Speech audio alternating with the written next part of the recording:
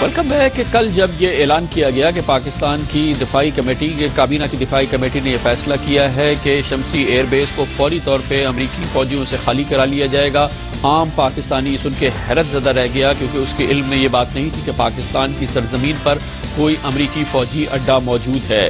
جو پاکستانی باخبر رہتے ہیں انہیں یاد آیا کہ پارلیمنٹ کے جوائنٹ سیشن کے موقع پہ ایبٹ آباد حملے کے بعد شاید فوج کی جانب سے یہ بات بتائی گئی تھی اور یہ پاکستانیوں تک یہ بات پہنچی تھی کہ شمسی ایئر بیس کو دراصل متحدہ عرب امارات کو لیز پہ دیا گیا ہے اور یہ اس وقت متحدہ عرب امارات کے پاس ہے پاکستان کا شمسی ایئر بیس۔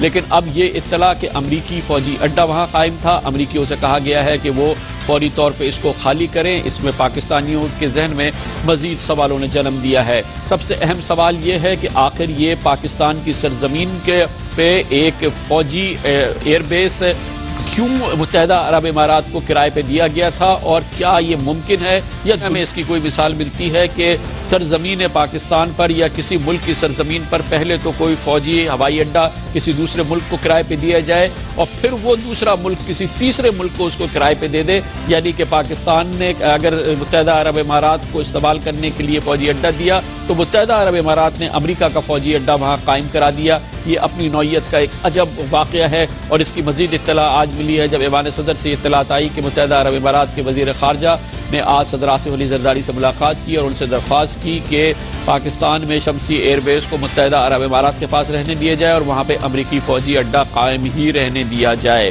یہ عجب اطلاع ہے، پاکستان کی سرزمین پر امریکی فوجی اڈہ۔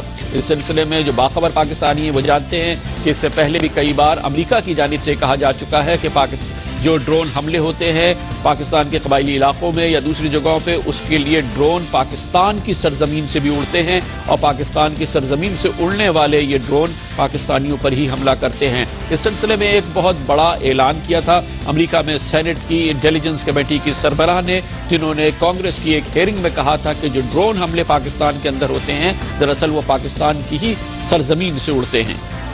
I also noticed that Mr. Holbrooke in Pakistan ran into considerable concern about the use of the Predator strikes in the Fatah area of Pakistan.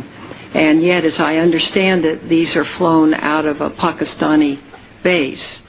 اور میری سمجھ یہی ہے کہ یہ پاکستان کی ایک ایئر بیس سے ہی یہ ڈرون اڑتے ہیں۔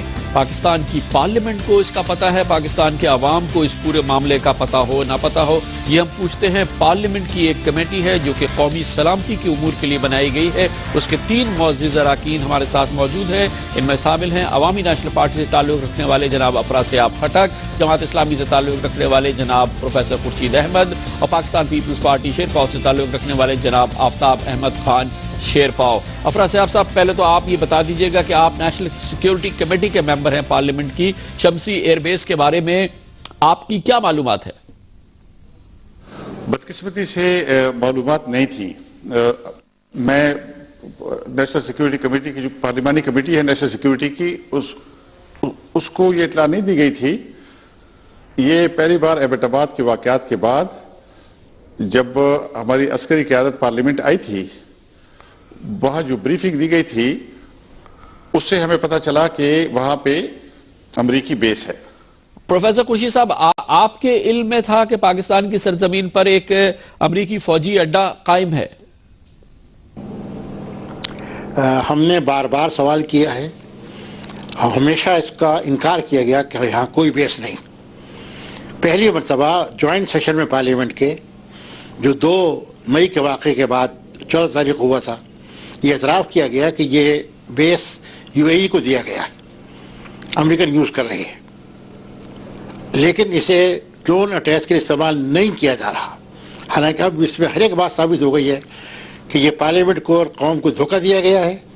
اس پورے عرصے میں شمسی ایئر بیس کو استعمال کیا گیا ہے، امریکہ نے خود ڈیولپ کیا اس کو۔ اس سے پہلے جب یو اے کو دیا گیا ہے تو یہ شکار کے لیے جو آنے والے تھے وہ استعمال کرتے تھے، لیکن وہ اب ایک فلی ڈیولپڈ ایئر بیس ہے، آپریشنل ہے، اور اس طرح میری نگاہ میں پاکستان کی حکومت پورے معاملے کے اندر ذمہ دار ہے اور کمپلیس ہے۔ شیرپا صاحب آپ کی کیا معلومات ہے ممبر کی حیثیت سے نیشنل سیکیورٹی کمیٹی ممبر کی حیثیت سے آپ کو کیا بتایا گیا تھا شمسی ایئر بیس کے بارے میں؟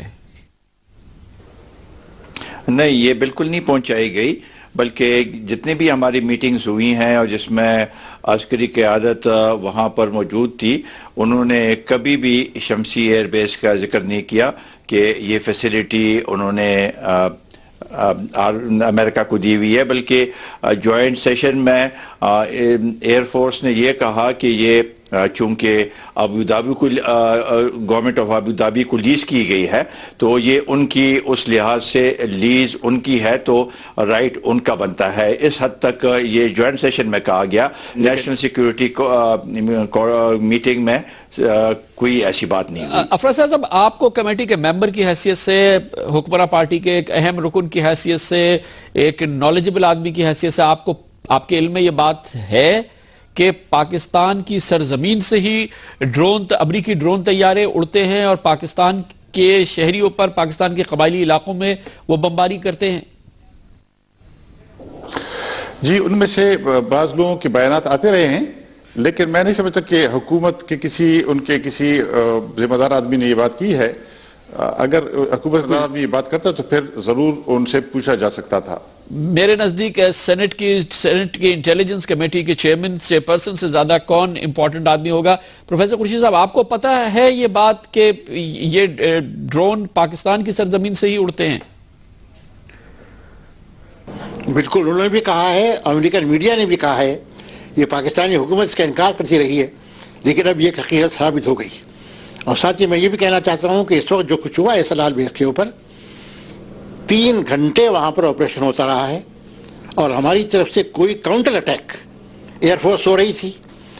آپ کو یاد دلاؤں یہ بھی کہ 2 مئی کے واقعے کے بعد ایئر فورس کے جو آپریشن کمانڈ کے انچارج ہیں، انہوں نے پارلیمنٹ میں اس بات کا اعتراف کیا تھا کہ ہمارا یہ پہلو کمزور تھا، اس لیے کہ ہمیں یہ خطرہ نہیں تھا، لیکن اب اس کے بعد ہم چوکس ہو گئے ہیں اور ہم نے اپنے پورے نظام کو بہتر کیا ہے۔